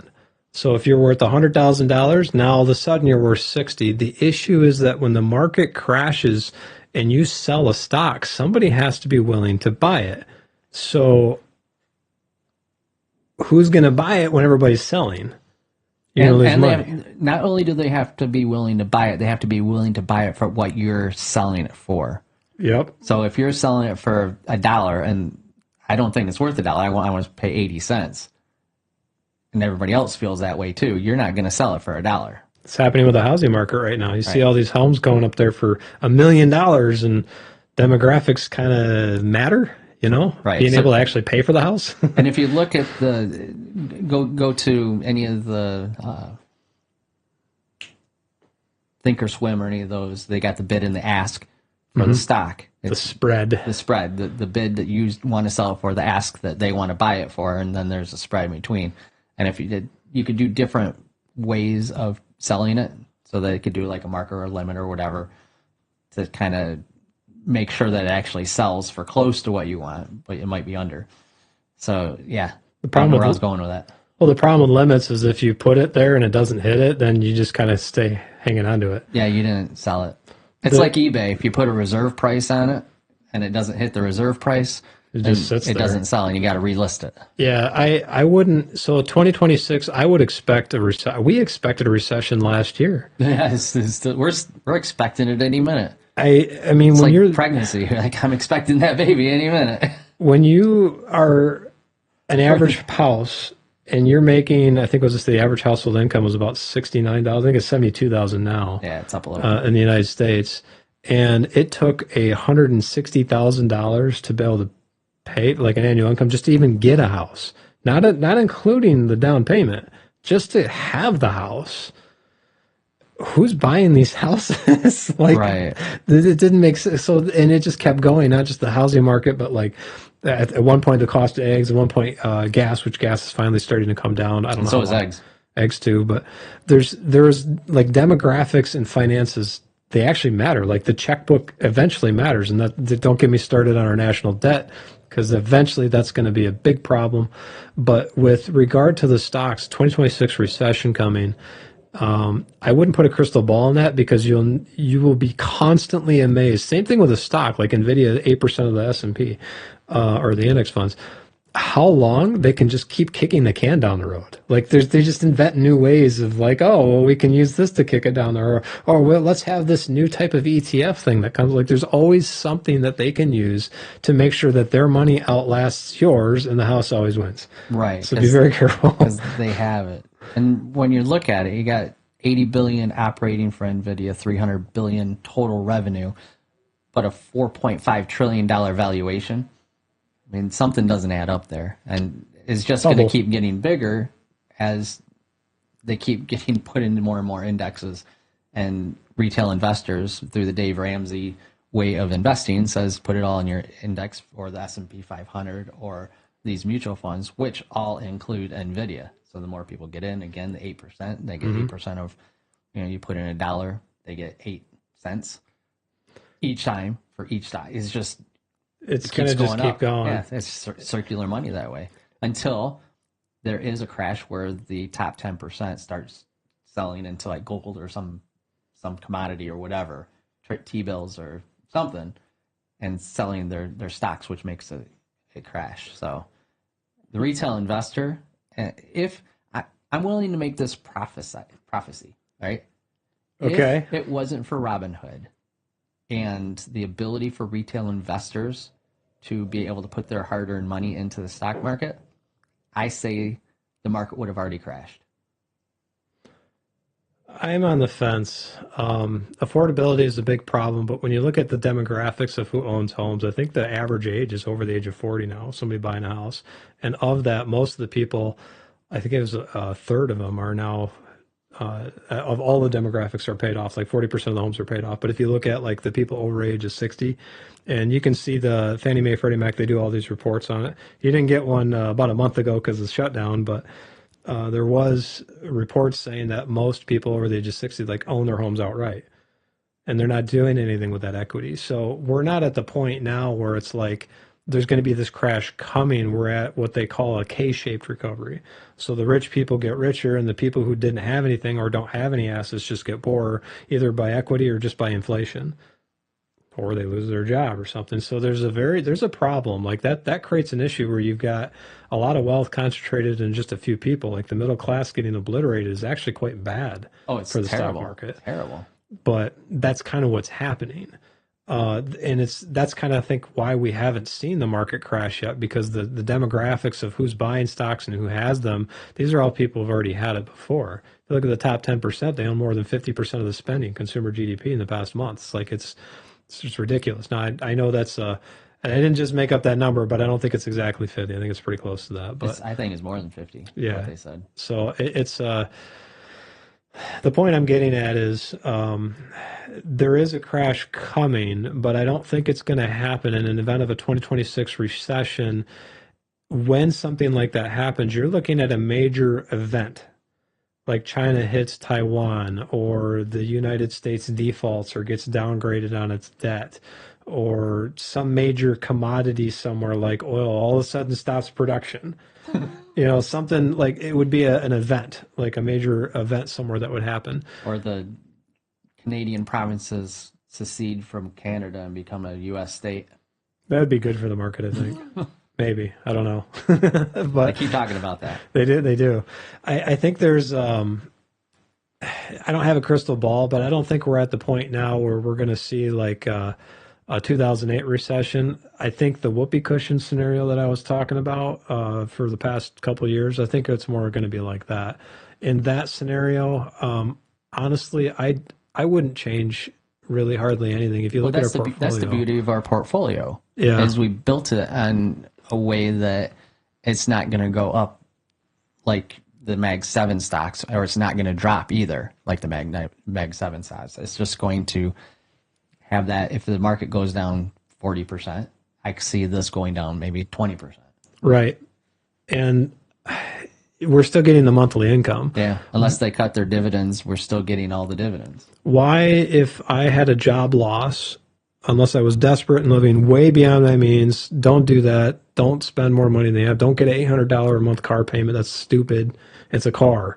And especially with the way people drive, you're going to get an accident because some stupid person's texting on their phone, rear-end your brand new car when you pull out of the lot. So those assets depreciate. They don't make money. But if I lost my job, God forbid that, because then everybody at the company would be in trouble too. But I'm getting in this portfolio, I got it up on the screen here, $308 a month. Most of that, you can make qualified dividends. I think it's close to $90,000 now without paying any taxes on that. Why would I give that up? If I had a car payment, like we said, the Honda Civic, and it was $290 a month, this pays for that. I'm not losing my car. Right. So in that case, I'm not paying a lot of taxes, or hardly any, on these dividend checks. Even if the market goes from the $106,000 portfolio that we have now down to 70, whatever I have in the thumbnail, I'm trying to get it to 40%. So 77,000, just in case, in the portfolio, I'm still getting this. Right. I'm still getting this money, so I can still make my car payment. I'm still okay. So as far as like what I would do, I would get really greedy, honestly. I would start, hey, everything's on sale. It's like you're walking into your favorite like auto dealer and every car is now 80% off. Exactly. Like you can buy a Porsche now for the price of a Toyota. Which is always the problem, because when the stocks do drop like that and you want to buy it, you have to have cash in order to buy it. And if you are caught up in the downturn and you lost your job, you don't have that. You don't cash, have the cash. You can't buy it, So it's always a problem of having the cash on hand, unless you're Warren Buffett, who's got $300 billion that he's sold over. Maybe it's $500 billion now. I don't know. It's a lot. It was $300 billion last I checked, so that when the crash does happen, you can just jump in and buy a crap load on sale and make another few $100 billion. And there's ways to alleviate, like there's tax havens. You can set up a charity or do a trust fund. There's things that he's been doing with his wealth that are good. But take a moment, if you're thinking about cost of living and what to do during a recession, is always have 6 months of expenses on hand. Make sure you can cover that. Yep. So sometimes people think, oh, I got a few weeks. No, you need 6 months. Now, if you're a business owner, the average payroll is about 8 weeks. That's for every company out there. My company's no different. I can go a few weeks and then we're screwed. Yep. But as a personal person, try to get 6 months of expenses. Now, that can be in treasury bills. Don't have it collecting zero interest. But make sure that you have them on a 3 or 1 month rotation so that you can get them back if you need them right away. But make sure you got enough money to cover your expenses. The second thing is what I've been focusing on for the past 4 years. Make sure you have very low expenses, because then it's easy to like pay your bills. Not a lot of people do that. A lot of people have car payments, and people will criticize me as like, "Oh, you drive a Porsche and you drive a fancy BMW M Series." Yeah, I drove a Geo Metro for 12 years. I'm compensating. Deal with it. Also, bought it used. Bought it used. And it's paid off. And yeah, they're both paid off. And I've had these cars for years now. So, in fact, the BMW I paid for profits on Chevron. I bought it. It went up 80%. Looked at their finances. Their finances went nowhere. Biden was in office. They were going to levy all these things on Chevron. I'm like, well, okay, bye. Our dependence on oil. So I sold them and we made the money. But when you're looking at like what I would do differently, nothing. Yep.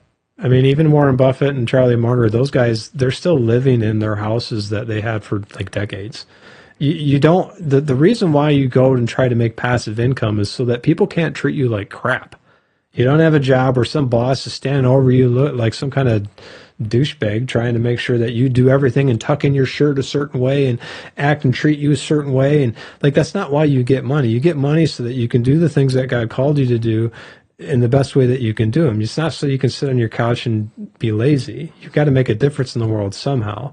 But portfolios like this and keeping your expenses low give you the freedom of time. And believe me, there's nothing more valuable than the freedom of time. Take it from Tom, who's drinking cold broth now. Yeah. I'll have to warm that up. But. Money isn't everything, but it does afford time to do the things that brings you joy. Yep. So when you're building your portfolio, you got to think about it that way. Because if you don't, and you see the stock market drop, you're going to freak out. And when you, like I said, thumbnail 77,000, portfolio at 106, that's to anticipate for the drop. I did that intentionally because I assumed that at some point somebody would ask me either why I'm doing that or what we would do in a recession. And our portfolio and our positions and what we're telling you is positioned in such a way that if the market does drop 40%, we're diversified enough where we should either be less than that, and we have been in past dips, or that we'll just be right at where we said where our thumbnail is. What we care the most about is this number. This number should be increasing or staying flat in a recession. That's what we want to see. Yep. And if you can do that, then you are going to be more successful than like 98% of the population out there. I would say investing-wise, nothing. Lifestyle-wise, I might drop a couple monthly bills like some streaming services or whatnot. Warner Brothers. That'll be part of Netflix. I have Netflix, so it'll just be part of that. But yeah, I guess that's all I would really do. Cut some of the spending, discretionary spending on things that I probably don't need. I hope that answers your question. I think the takeaway should be that it's like a very long-term mindset. This is not something that you're just going to like assume. And we've said this, in fact, we were saying it over and over. In one of our videos, we were watching the metrics on the video, and I said that you just assume that your money's just gone when you invest. I watched the numbers drop, like right there. Gone? Like, what does that mean? Wait a minute. Losing it? Like people, like they tuned out. They didn't watch. Yeah. So I thought, well, you're missing the point though, because you're not going to come up with numbers like this if you treat it whereas, well, I'm just going to get my money back tomorrow. Because remember, the company has to do something with that. They have to make money. They, like your question with UPS has to restructure. They got rid of Amazon. Now we have to give them the time it takes to actually make that profit work for them, and then you'll see that in the business. But like even in my own company, I would expect to, hey, we're going to do a new website, we're going to do a marketing campaign, I'm going to get new customers, it's going to be great, we're going to grow, I'm going to have more employees, I can pay people better tomorrow. It doesn't work that way. It's like people always overestimate. I think it was Jeff Bezos said this maybe. I said they can overestimate, or was it Mark Zuckerberg? I don't remember. One of the big guys said it, where people overestimate what they can do in 1 year, but often underestimate what they can do in 10 years. So that's all I got That's how today. a bill becomes a law. Yeah. I think that's all we have for today. Oh, no, we got to talk about IPOs. Oh, we do? Yeah. Oh, we do. IPO stocks just need name drop from bigger companies than they with an ours fly. Yeah. If you look at most IPOs that I've been able to watch, there's almost always a pattern. Like Run 90% of the time, if it's like IPO'd at $13, there's a lot of hype if it's, a pharmaceutical that has a new cancer treatment or whatnot that's coming out, or a weight loss, Ozempic type thing, or, there's, like you said, Valley, a bigger company has interest in them, it goes up. So it's like 13, it'll go up to 30 or 40. And then people will it craters after inevitably that. take the profit. They'll like double their money, sell, and then it'll drop. So you really either have to play that two ways. You got to play it one, assume that it's going to go up, sell once you hit a threshold, and then wait until it drops, and then buy it again if you believe in that company. If it's just an investment tool, you buy it, you hold it for years and years and years, because once it drops, it takes a while. A long time. If it ever comes up, because not all IPOs make money, right? Yeah. Some just flatline at the bottom and then drop, become a penny stock. But yeah, if you've got a good company that has a good product that they actually make and they have actual profits that you could see, then yeah, an IPO could be good. The problem is when you get into it as a retail investor is the wrong time. It's always the wrong time. Yeah, you're late to the party. You have to get into the pre-IPO of that product in order to make the bulk of the money. So sure, you can make money on it, but for an IPO, I would do the buy and hold strategy. Yeah, I thought it was funny they went after Trump for overvaluing his properties, but every time you see a company go public, it's the same thing. It's like everybody does it. Everybody overvalues it, yeah. Kevin O'Leary even said that. In fact, every time I look at the Trulia or Zillow, I look and it's like, yeah, you guys are all doing this too. So like everybody's doing this. What's the deal? It's I don't know. It's just funny. Get triggered by funny things. IPOs, the only take I have on IPOs is when you see a whole bunch of them come out one year, expect a crash soon. Most businesses fail. Businesses fail. Very few make it to within 3 to 5 years. Yep. My company's been around for 7 years, and I'm still freaking out that we're not going to make it.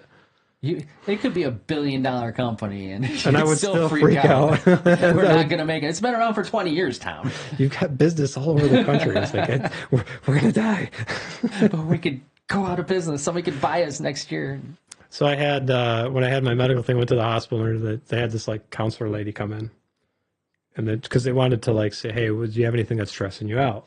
This is one of the business owners. She goes, oh, yeah, and she writes down like all these things on this checkbox. Like, what are you doing? What are you writing down? Don't write that down. She goes, oh no, anybody who runs a company, you're exactly like them. They're all stressed. Oh. Didn't see that coming when I signed up to start the business. Yeah, sorry. But I still take credit for that. Oh, it's everybody. You're never going to be happy until you start your own business, Tommy. You're the person who makes the decisions. I am happier only because I don't have to deal with greedy, short-sighted, ignorant, or sometimes just stupid business owners that don't treat people right or customers right. That's why I'm happier. We have some great customers. We have some few people at those customers that are kind of dramatic, but in the same respect, I am thankful in that, right? Because I get a chance more of a direct say of like, hey, maybe you shouldn't spend $35,000 putting like engraved concrete at the entrance to your door when you just cut benefits in half for your staff. Or maybe you shouldn't buy $200,000 worth of software package that you're not actually going to use ever. Ever. Like I think you logged in once. You went a different direction. All the time. I see that all the time. It doesn't do what you wanted it to do. I've made mistakes there too, but I'd like to think I've been pretty careful about it and with the investments and everything too. But it's still, I mean, I'm happier, but at the same time, the portfolio is designed to be truly passive.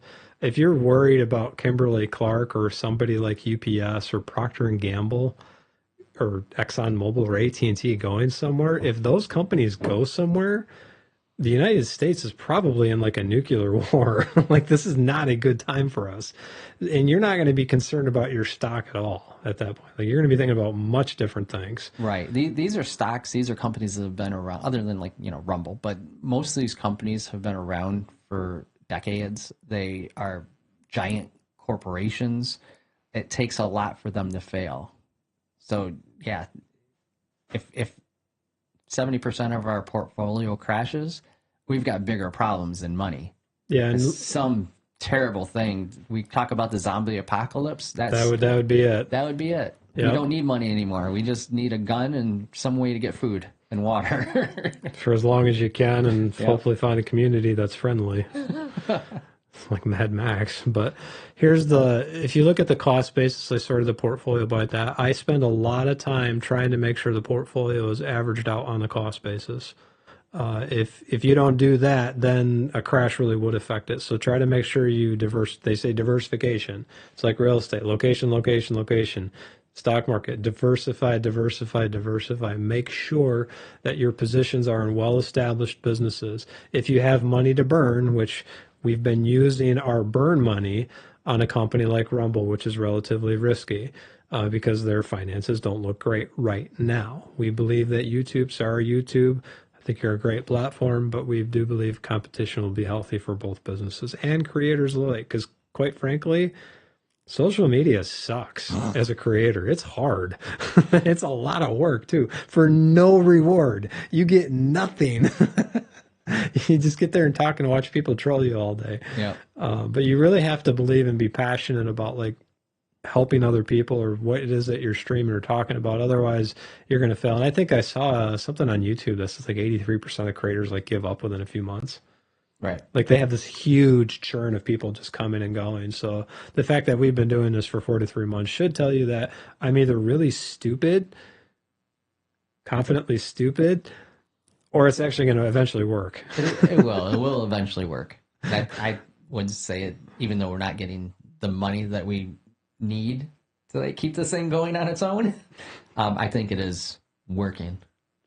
Eventually. But the problem is you see these YouTubers that do make the money that keeps it going. They have employees and stuff, and it just seems like success is just easy. Magic. Poof. But you don't look at the 3 to 5 years that they were, doing videos and getting 20, 30, 100 views per video, And there's thousands of videos like that. Yeah. And you'll see that too in our portfolio. I told Brian when we started this, I said this a few times past videos, 5 to 7 years before the portfolio starts speaking for itself. At that point, people of 7 years from now, oh, well, you just had money, you put it. We actually had somebody say, oh, you made money from putting money into the stock. I was like, no, we did not. We put some money in. Yeah, you kind of have to do that if you're going to have a portfolio. Go into it. Like, I've got a portfolio. Money just starts going into it. Yeah, you got to put something into it, but we haven't. You can see that we've done quite well, but it's good. It takes time. This stuff takes time. It's not something that's just going to magically show up tomorrow, and the portfolio will take time. So imagine what we did here. Month 86. So 86, we're month 43. So month 86, you go into month 86, we double all this. The average investment portfolio has $89,000 in it. You can go look it up. We're over that. It's been 3 years. You take this out 10 years, we're going to be streaming 10 years from now. People are like, oh, look at those guys. How'd they do that? They just got lucky. It is not luck. No. It is not luck. And neither is the investment portfolio making this kind of money. So like when you do this stuff, understand that you're going to get tomatoes. People are going to criticize you. You're going to get trolls. You're going to get those things that people say, well, that's stupid. Why would you buy that? It's part of success. If you don't learn from it, you'll never succeed. Failure and messing up is part of it. So we had one guy that said that, like, why are you still streaming? Hardly anybody watches. Well, because eventually people will. Yeah. I would argue that if you're out there and you are buying this stuff on your portfolio, you don't have to show people like we do. I mean, if you don't tell anybody that you bought such and such stock, they'll never know. So don't tell anybody. Yeah, don't. You won't get criticized. Just collect your money. That's something I would give advice for people too. Is like, don't flaunt wealth. Yeah, it creates all the wrong kind of attention. I've had people come and ask me for money for just stupid things. I've had family members like almost disown me when I didn't want to give one of their own kids some money for a car. It's like, they're not my kid. I started out as a homeless guy. Nobody ever helped me. Yeah. Like nobody. people just ask me for stuff. So all of a sudden now I'm this bad guy because I want to teach him how to fish. Scrooge McDuck. I'm willing to help. It's like, I'll help you learn how to fish, but I'm not gonna just give you a fish. And so, like, when you start getting the money, don't flaunt it. Don't buy the fancy stuff. And by the way, the people who buy all that, like the big mansions and stuff, I tend to find the people that have the more stuff, the more the stuff owns them and the less happy they are. But that's just me. So anyways, that's all I got for today. I think we'll be back in a few weeks. Brian will be back Friday. Are you done? Are you guys done search for other stocks? Because I do want to see this search like a few months back. No, because I'm still doing a stream. Like I did NVIDIA, I did Rumble.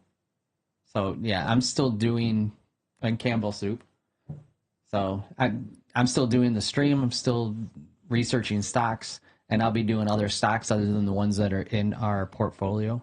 So to see if maybe they're right for our portfolio, if we could sell and buy this or whatnot, but mainly to go through other stocks that people are talking about and getting our spin on it.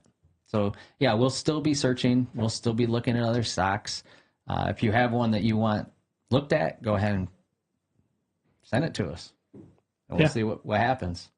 Now, if this channel ever does actually pay anything, you'll see more of me, but I still have a business to run, and it takes a lot of work. And not only pay anything, but if we get thousands and thousands of people on the stream and viewers, that the quality will go up. The chat will be so much that we can't keep up with it.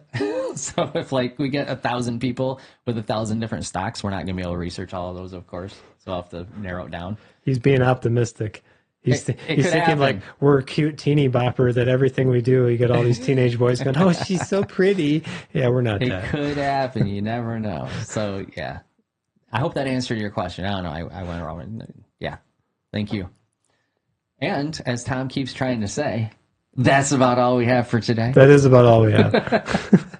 We will keep the content coming. It might not be super consistent from me, but you'll get some consistency from Brian. Again, I'm still trying to stream twice a week. Hopefully the quality of those keep going up and things happen. I don't know. I'm at the end of the whole stream here. I'm done. Brian's out of words. I'm out of words. I used them all up. I give him some of my words, but then I'd run out of words for other people. Yeah, I need my words. But all right. Thanks for watching, guys. We will see you soon. I'll be back in a few weeks. We'll see Brian probably Friday. Is it Friday? At least Friday, maybe Wednesday too. I don't know. We'll see. Okay. Peace out. And as always, happy investing. I got to do this. Happy investing. Okay, bye. Investing.